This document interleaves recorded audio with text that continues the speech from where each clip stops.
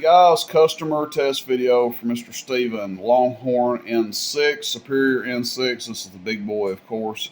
All these radios come with a complimentary customer test video before they leave here.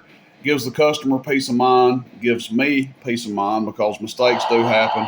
Like to double check these radios because they are so expensive. Like to go a little bit above and beyond and make sure they're good to go before the customer gets them. Nothing worse than sending out a high dollar radio amp, etc., and getting the dreaded message, "Hey Rooster, something's not right." So I like to always double check stuff before it goes. There are some that slip through the cracks. Of course, stuff can happen in shipping, etc. But we do like to, on these higher end items, do like to do a test video for ourselves and the customer here. So multi-function radio, AM, FM, sideband. We will test it in all modes. Although I feel like a very small percentage of you guys use these radios on FM. I will show you how they do on FM. And you guys can browse around other channels. I think you'll find the performance is pretty similar on FM with just about everybody that has these. So AM and sideband, people have different preferences on how much power they do. But we'll be showing average and peak on AM and sideband. I know a lot of people don't do that. On sideband, they don't feel like that's a valuable reference, but we will show average and peak on AM and sideband and talk about that a little bit. Double check the radio, make sure it receives, which clearly it does. It's getting some static on FM. AM, you get a little bit. I've got an LED behind me that puts a little bit of static in every radio, but I'll show you it receives here. It's keying up the Cobra 90 in the background. So first things first, let's go to FM. And you've got your high and low power. Now this is going to be the main factor for determining your FM power. The RF power really doesn't affect it much. Doesn't affect it at all, to be fair. It does on AM and sideband. But for FM, you just want to use these two to do your power output. And we should be looking around 60-something watts on AM or on low, and then give or take around 400 watts on high. 14.7 is our test voltage, and we will go ahead and key this thing up. 1,000 watt slug. We're looking at the bottom scale, and that's going to be on high, just shy of 400, and then we're going to go to low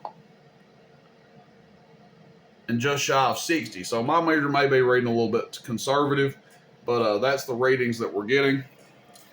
Again, you can refer to other people's videos. They generally show somewhere between 60, 64 watts, 58, somewhere along those lines. Show you the amount of current that it's drawing. Low, about 8 amps. High, way more than 40. About 52 amps.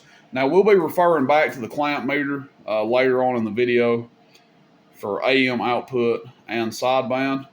But for now, let's just go to AM.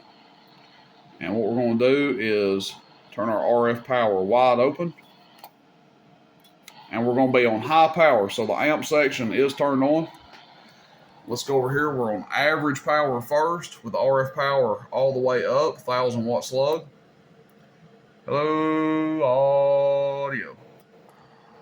Getting close to 400 average. Now that number will come down when we turn the RF power down. I don't recommend running the RF power this high on sideband or AM, but it's there if you want to. Let's go halfway on the RF power. So now we're at halfway, straight up and down. And that's about a 95 watt dead key. Ooh, audio, 300 average. Audio. And to me, that is the real comfort zone on this radio.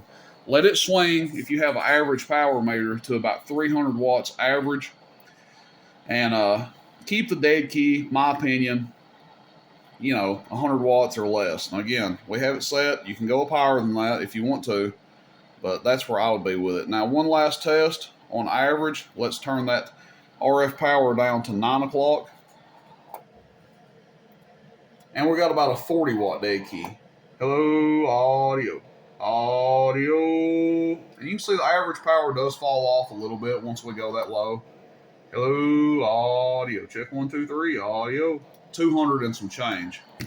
Now what I want to do next is go to PEP for AM.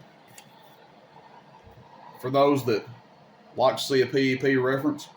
Audio, this is with RF power basically all the way down. Oh, well, it's not all the way down. It's about 9 o'clock. Audio, 1, 2, 3, audio. About 800 watts PEP.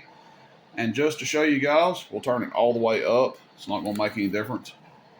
Audio, 1, 2, 3, audio, 1, 2, 3, audio, 1, 2, 3, audio. 800 watts PEP. So that is our AM PEP test. We can also turn the power down here to low, show you what it does by itself. Hello, audio check 1, 2, 3. Audio check 1, 2, 3. Audio check 1, 2, 3. Audio check 1, 2, 3. Over 100 with the amp section off. Okay, so now what I want to do is go sideband. We're going to turn the amp section back on, and we will actually start out with the RF power wide open. I'm going to show you guys some current draw here. Hello, check 1, 2, 3. Audio, audio.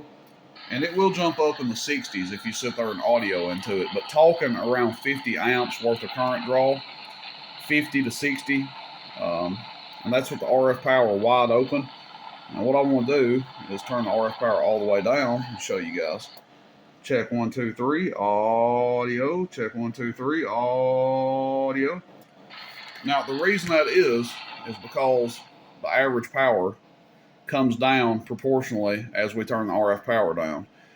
Again, I say this sometimes, people don't like to use average power as a reference for almost anything, but it is a valid measurement of power that works in correlation with how much current you draw. So you can be showing the same amount of peak or PEP power with the RF power all the way down or all the way up, but your average power is going to vary. And as it varies, so does the amount of current that you draw. So a lot of people, when they run sideband, they like to just run the RF power wide open. Again, I don't necessarily recommend that, but if that's what you want to do, you can.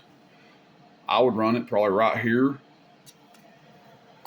Audio, 1, 2, 3, audio, and it's drawing in the high 40s. PEP, audio check 1, 2, 3 is around 700 watts or so. Audio check 1, 2, 3. Audio check 1, 2, 3. Audio. Again, it's a little bit less than AM, just like the last one we did.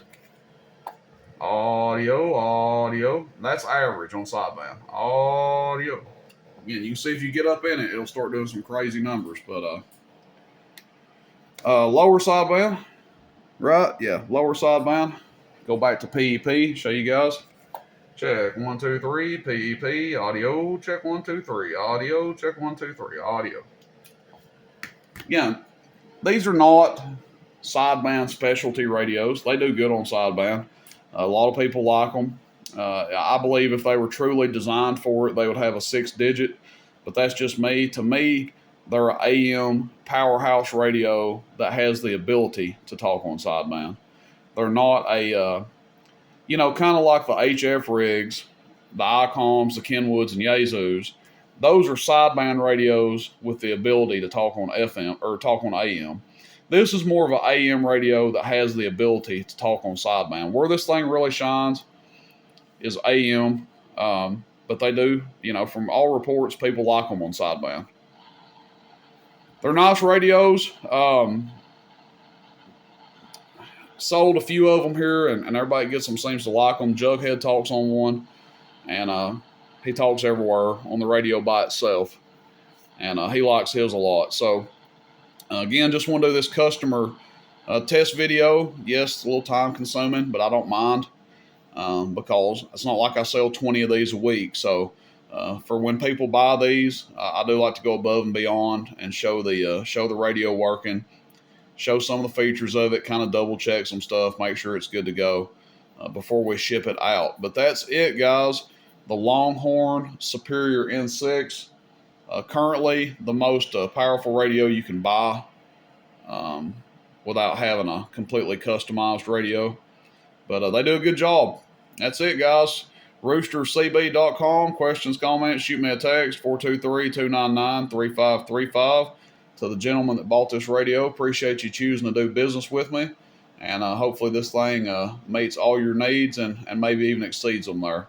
Lots of packages going out today, everybody. Appreciate everybody's patience, everybody's business. Rooster in Tennessee. See you. Bye.